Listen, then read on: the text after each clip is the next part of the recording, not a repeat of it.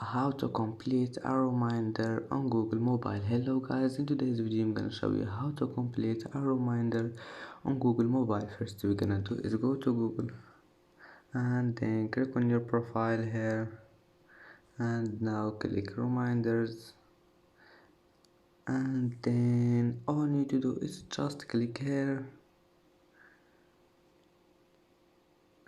and as you see now reminder has been completed. And that's it for today's video.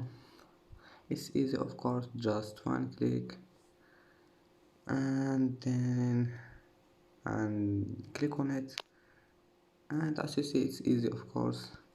And that's how to complete a reminder on Google Mobile. And that's it for today's video. If you like this video, don't forget like and subscribe, and see you in the next video.